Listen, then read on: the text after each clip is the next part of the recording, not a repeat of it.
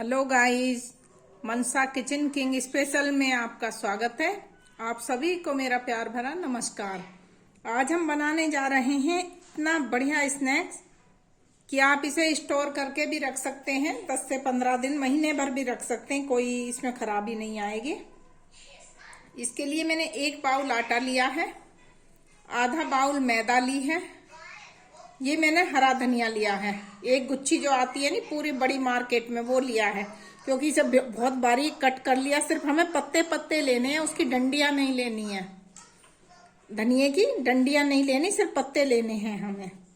ये मैंने लिया है। अब हम इसको बनाना शुरू करते हैं। आटे को मैंने छान लिया था पहले ही, जैसे हम छलनी में छानते हैं, अपनी चपाती बनाते हैं, उस तरीके से। मैदा को भी अच्छे से छान लिया था कि कोई गंदगी ना रहे। वैसे तो नहीं आती है पैकेट वाली मैदाओं में, अगर आप खुली मैदा लेते हैं तो उसमें आ जाती है। और अगर आप मैदा नहीं डालना चाहते हैं तो फिर आप खाली आटे से भी बना सकते हैं। ये नहीं है कि आपको मैदा ही डालनी, लेकिन ये कि दोनों चीजों से अगर आप बनाएंगे तो ज्यादा टेस्टी लगेंगे और क्रिस्पी होंगे। इसके अंदर हम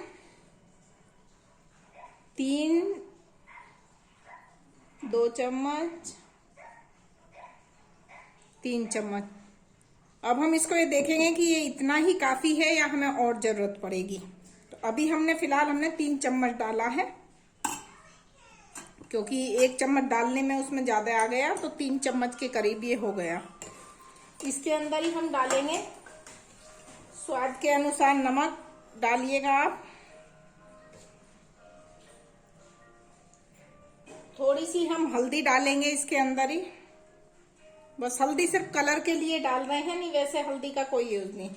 अगर आप मिर्ची खाना पसंद करते हैं तो लाल मिर्ची डाल सकते हैं आप, लेकिन मैं इसमें मिर्ची नहीं डालूंगी। और इसमें ये कुटा हुआ जो आधा कूट लेते हैं ना धनिया साबुत, वो डालूंगी मैं 1 चम्मच। थोड़ा सा और डालूंगी, आधा चम्मच के करीब, क्योंकि तब ये हम इन्हें खाते हैं, इसका फ्लेवर बहुत अच्छा आता है। जैसे अजवाइन का आता है ना उसमें डल के, उसी तरीके से इसका आएगा। ये डाल देते हैं। अब हम इसको अच्छे से खूब मिला लेते हैं और देखते हैं कि इसमें हमारा ये जो ऑयल डाला है हमने काफी है या और जरूरत पड़ेगी। क्योंकि हमें क्रिस्पी बनाने हैं तो हमें जरूरत इसमें पड़ेगी।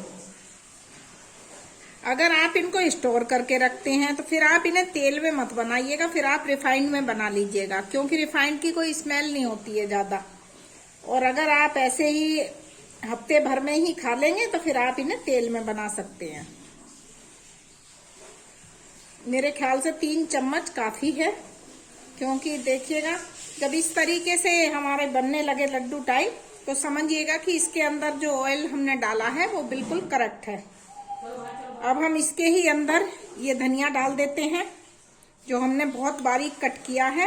अच्छे से धो के साफ करके इसको बारीक कट कर लिया। इसको भी ऐसे ही मिला देते हैं पूरे में।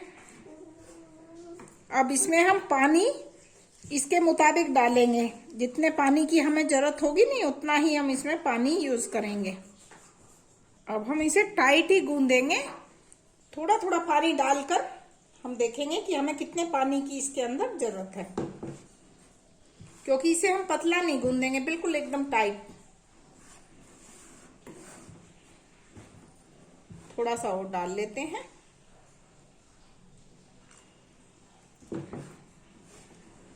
अब इसका हम अच्छे से टो बनाएंगे। अगर आप चैनल पर फर्स्ट टाइम हैं तो चैनल को सब्सक्राइब कर लीजिएगा। सब्सक्राइब करने के बाद आप बेल का बटन दबाना बिल्कुल ना भूलिएगा, क्योंकि बेल का बटन दबाएंगे तभी आपके पास मेरी वीडियो की नोटिफिकेशन पहुंचेगी। और अगर आपने बेल का बटन नहीं दबाया तो फिर आपके पास में वीडियो की नोटिफिकेशन नहीं जाएगी। तो इसी तरीके से हम देखिएगा, इसको ऐसे ही टाइट रखना है हमें। ये देखिएगा हमें इतना टाइट ये टो रखना है। अब हम इसे थोड़ा सा छोड़ देते हैं 5 मिनट के लिए ऐसे ही, ताकि ये हमारा अच्छे से टो सेट हो जाएगा। तब हम इसे बनाना शुरू करेंगे। ये देखिए थोड़ा सा मैंने मैदा लिया है 2 चम्मच।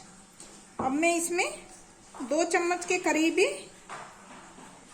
डालूंगी देसी,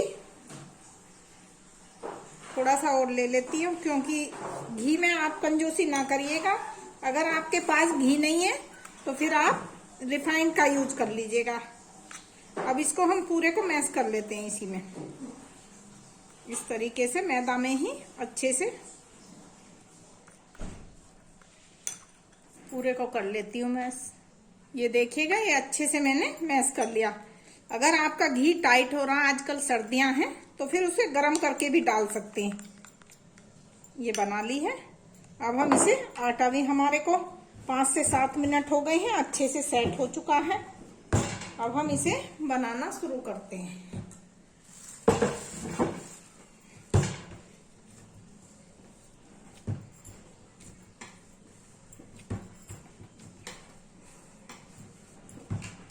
ये हम लोई तोड़ेंगे इस तरीके से।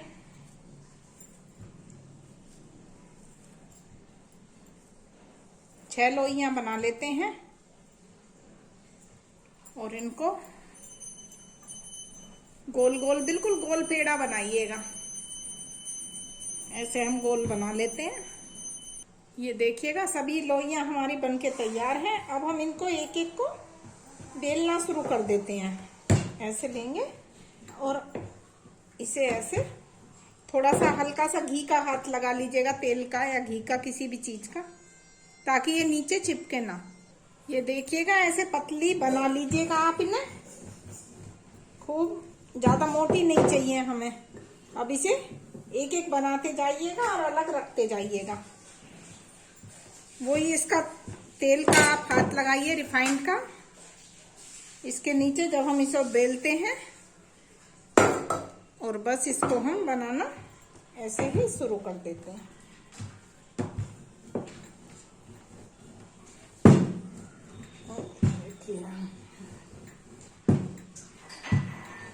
इस तरीके से हम सबको बना लेते हैं। ये देखिएगा, तीनों हमारी ये बन चुकी हैं। अब हम इसके अंदर जो ये हमने सैलरी बनाई थी ना घी से, इसको हम खूब अच्छे से लगाइएगा। ऐसे नहीं है, इसमें कंजूसी मत करिएगा आप घी लगाने में, ये क्योंकि तभी ही ये खस्ता और अच्छी आपको लगेगी, तब आप इसमें अच्छे से लगाएंगे। इसके बाद ये हमने बेली थी, इसको हम इसके ऊपर रख देते हैं। इसके बाद फिर हम इसके ऊपर ऐसे ही लगाएंगे। तो इस तरीके से हम सबको लगा लेते हैं। ये देखिएगा, ये हमने लगा लिया है। अब जो ये हम तीसरे वाला लिया था, इसको भी हम इसके ऊपर ही सबको बराबर बराबर ऐसे ही कर लेते हैं। और इसके ऊपर भी हम, इसके ऊपर हम हल्की लगाएंगे। अब हम इसको इस तरीके से, ये देखिएगा, खूब ऐसे टाइट कर लीजिएगा।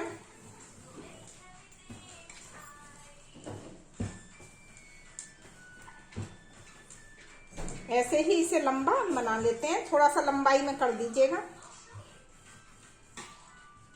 ये देखिएगा, बिल्कुल इकसार करके हम इसका रोल ये हमने बना दिया। अब हम इसको थोड़ा कट लगाएंगे। ये साइड की होती है, इसे आप निकाल दीजिएगा, इसे दूसरे में यूज कर लेंगे। और बहुत ज्यादा पतली मत आप इन्हें करिएगा, थोड़ी सी मोटी ही उसमें रखिएगा, इस तरीके की। ये देखिएगा, इस तरह इतनी मोटी रखनी है आपको। सबको ही हम ऐसे काट लेते हैं। ये देखिएगा, सबको ही हम ऐसे ही काट लेते हैं। अब हम जो और हमारी ये बाकी बची हुई है, इसको भी हम ऐसे बना लेते हैं। ये देखिए, इसे चिपकाने के लिए, ये मैं पिछले वाले में रिकॉर्ड नहीं कर पाई, ये इसको ऐसे भी बेलन से आप चिपकाएंगे फिर, ताकि हमारा अच्छे से चिपक जाए तीनों। ये देखिएगा, ये भी रोल हमने ऐसे ही बना लिया सब। इसे मोटा पतला आप अपनी चॉइस से भी रख सकते हैं। इसके किनारे को अलग हटा दीजिएगा। अब हम इसको भी ज्यादा बारीक नहीं काटेंगे।